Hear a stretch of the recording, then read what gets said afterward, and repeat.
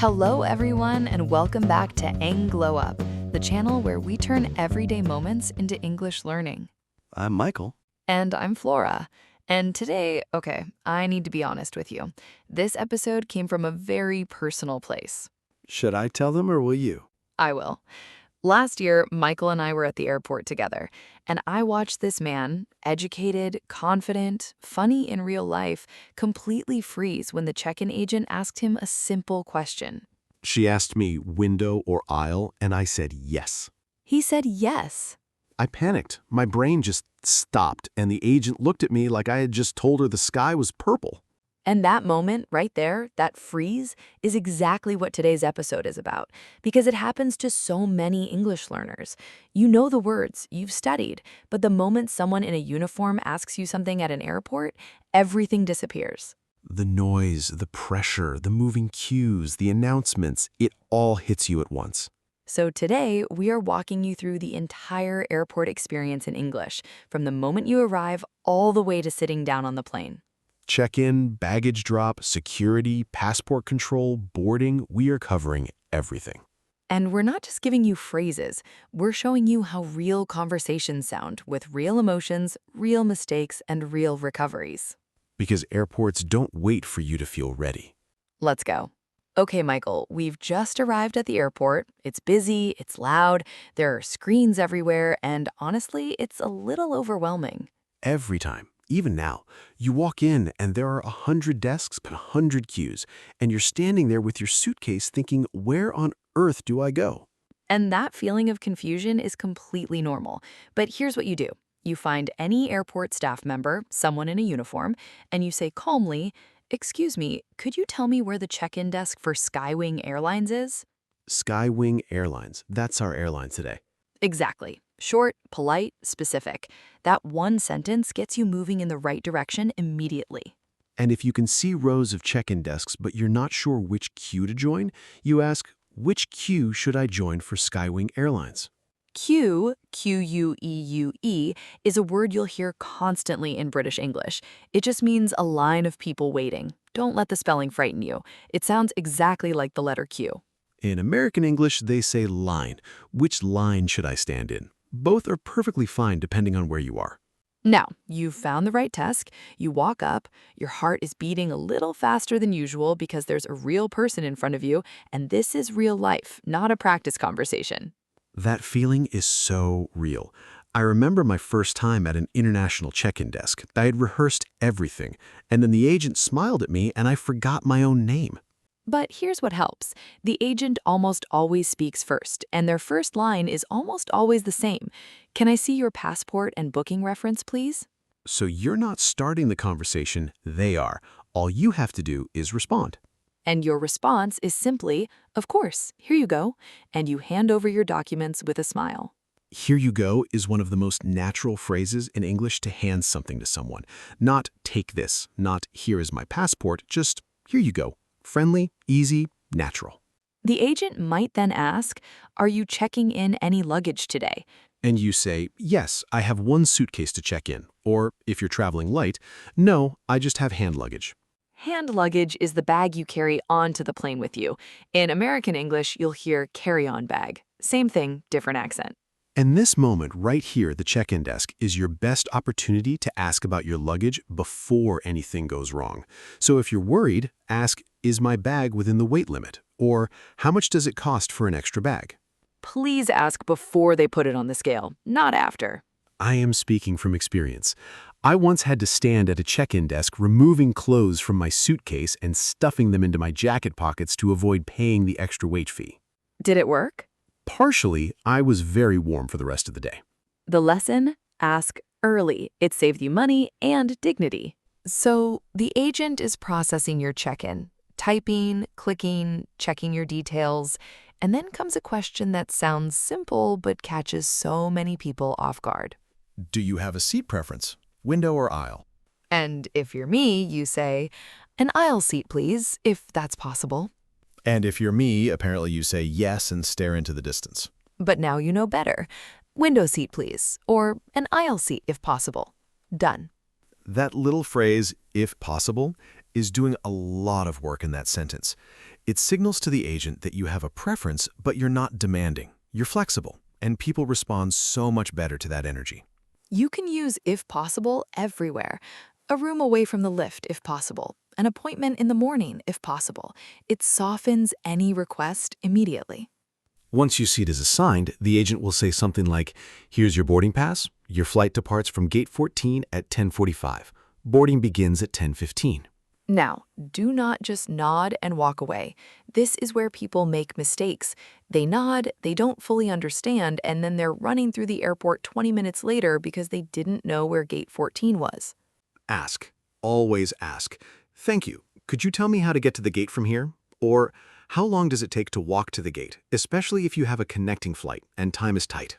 A connecting flight means you land, get off one plane, and have to board another one. The time between those two flights is your connection time, and sometimes it is very, very short. And if that's your situation, tell the agent. Say, "I have a connecting flight to Nairobi. Is there enough time to make it?" A good agent will either reassure you or flag it immediately, but they can only help you if you speak up. Speak up. That is the theme of this entire episode. Boarding pass? Check. Now, we need to actually get rid of this suitcase because I have been dragging it since the car park and my arm is done. At some airports, check-in and baggage drop happen at the same desk. At others, especially if you checked in online, you go to a separate baggage drop counter. And at the baggage drop, the agent will say something like, "Pop your bag on the belt, please." Now, pop is informal British English for put. It's casual and friendly. Don't let it confuse you. They're just asking you to place your bag on the conveyor belt. The conveyor belt is that moving strip that carries your bag behind the desk and eventually, somehow, magically, onto your plane. You place it on it, the agent attaches a luggage tag with your flight information, and they hand you a small receipt. Keep that receipt. Guard it. Put it somewhere you will actually find it later, because if your bag doesn't arrive at your destination, Which we hope never happens. that receipt is how you prove the bag exists and track it down.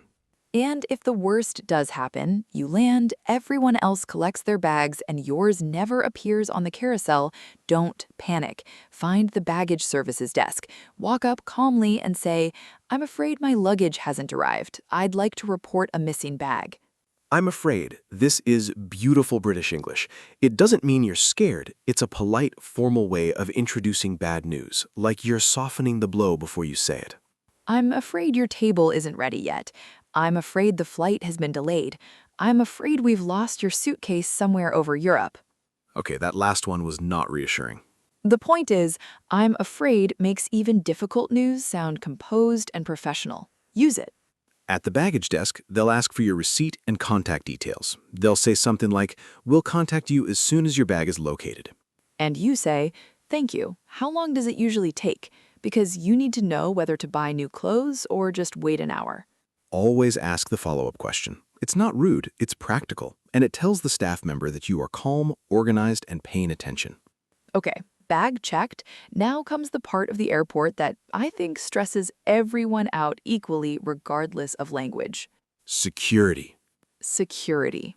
I have been through airport security probably 40 times in my life, and I still get that little knot in my stomach every single time.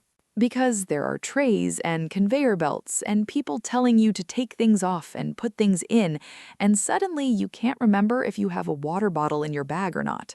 And then the alarm goes off and everyone looks at you. Everyone looks at you.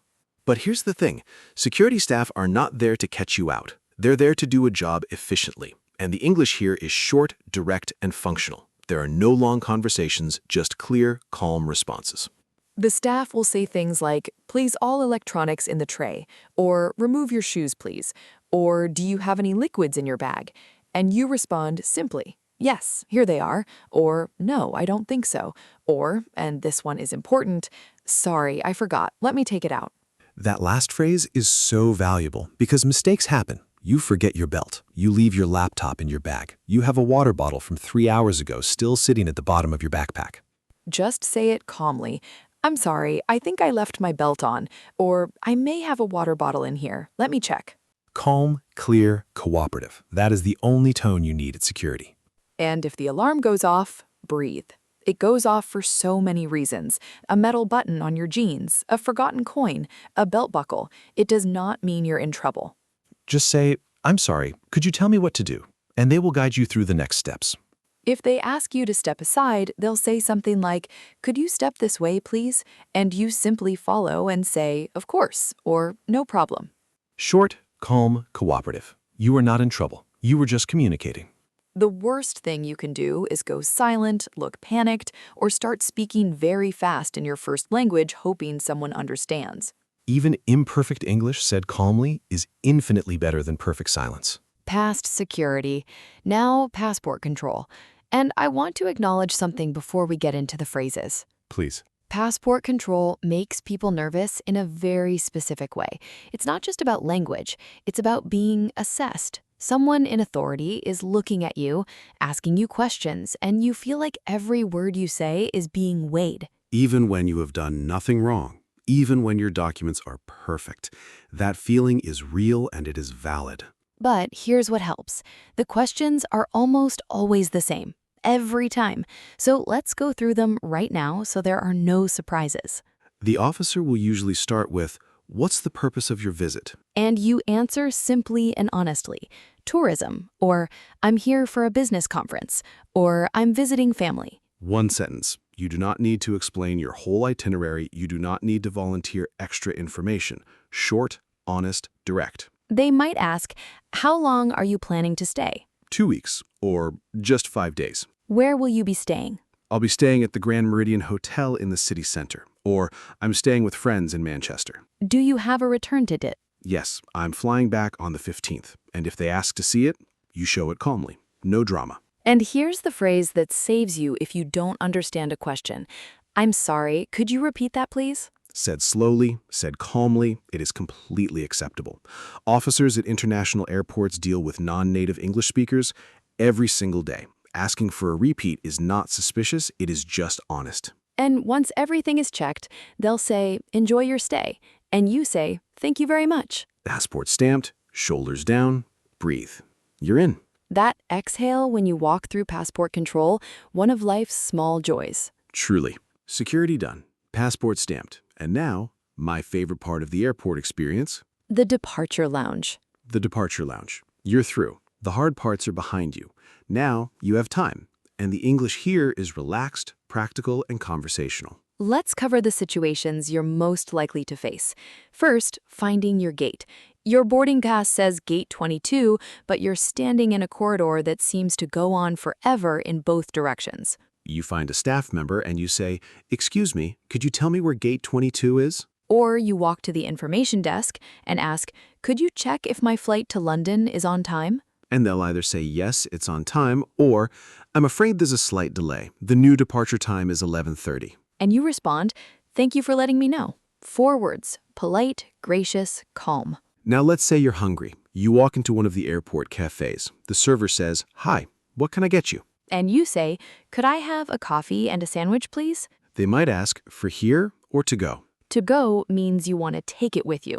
In British English, you'll hear takeaway, same meaning. So you say, "To go, please," or "Takeaway, please." That'll be £6.50, and you say, "Here you are," as you hand over your card or cash. Simple, smooth, natural. That entire cafe interaction took about 30 seconds, and you handled it completely. If you need an ATM, which British people call a cash machine, you ask, "Excuse me, is there a cash machine nearby?" Or if you need medication, "Is there a pharmacy in the departure lounge?" Short questions, polite tone. You'll get what you need. And one more, if your gate changes, which does happen, the announcement will say something like, "Passengers on Skywing Airlines flight SW204 to Nairobi, your gate has changed from gate 22 to gate 31.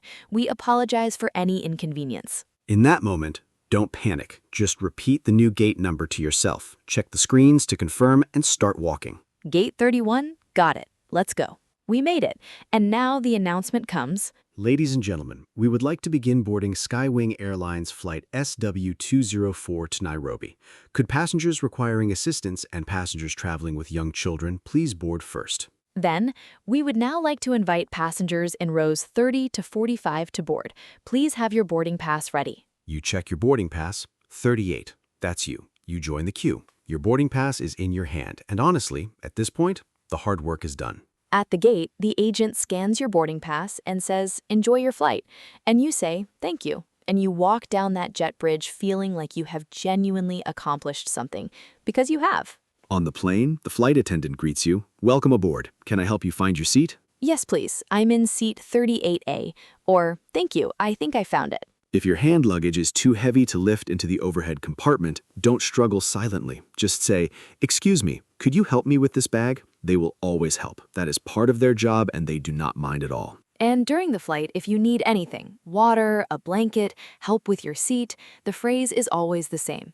"Excuse me, could I have," and then whatever you need. "Excuse me, could I have a glass of water, please?" "Excuse me, could I have a blanket?" "Excuse me, could you help me with this?" "Excuse me," and "could I have," your two best friends on any flight. And before you sit down, if you're not sure whether the seat next to someone is free, just ask, "Excuse me, is this seat taken?" It's polite, it avoids awkwardness, and it opens a conversation if you want one. Or closes it if you don't. "Yes, my wife is sitting there." "Oh, of course. Sorry to disturb you." Also perfectly fine. We've landed, and there is something about that moment, wheels touching the ground, that always gets me. It's relief and excitement and a little bit of "I can't believe I just did that" all at once. Exactly. The pilot says, "Ladies and gentlemen, welcome to Nairobi. Local time is 3:15 in the afternoon. On behalf of Skywing Airlines, thank you for flying with us today. We hope to see you again soon." And the flight attendant adds, "Please remain seated until the seatbelt sign has been switched off," at which point approximately half the passengers immediately stand up anyway. Every flight, every single flight. Once you're off the plane, follow the signs for arrivals. Then, baggage reclaim. That's the area where you collect your checked suitcase from the carousel. The carousel is that large rotating belt that brings luggage out from the plane. Your bag will appear on it, usually, and when it does, you feel an almost embarrassing level of relief. It is not embarrassing. It is completely reasonable. If you're not sure which carousel has your flight's bags, ask, "Excuse me, which carousel is for Skywing Airlines Flight SW204? Bag collected? Now you head to customs. There are usually 2 lanes. Green means you have nothing to declare. Red means you're carrying items above the duty-free limit or restricted goods. If you're not sure which lane to use, ask an officer, "Excuse me, which lane should I go through?" They will tell you. And if an officer stops you and says, "Could you open your bag, please?" you cooperate calmly. Of course, open your bag, answer their questions honestly and briefly. And then you walk through those final doors into the arrivals hall, and whether there's someone waiting for you or you're heading out alone. You made it. In English, from check-in to arrivals hall. The whole thing. And it wasn't as terrifying as it felt before we started, was it? It really wasn't. And that is Airport English with EngGlowUp done. From the check-in desk to the arrivals hall, you now have everything you need to move through any airport in the world with confidence, politeness, and a little bit of calm. And listen, you will still feel nervous sometimes. That doesn't go away completely. But now when that check-in agent asks you, window or aisle, You will not say yes. I will not say yes. I will say, window seat, please, if that's possible. Growth. Real growth. If this episode helped you, please subscribe to EngGlowUp so you never miss a lesson. And share this with someone who has a trip coming up. A friend, a classmate, a family member who freezes at airports. This episode might be exactly what they need. Leave us a comment below. Tell us where you're flying to next, or tell us the one airport phrase from today that you're going to use on your next trip. We read every single comment. We genuinely do. And we love hearing from you. Until next time, Keep glowing up your English. and keep traveling with confidence. Bye, everyone. Bye.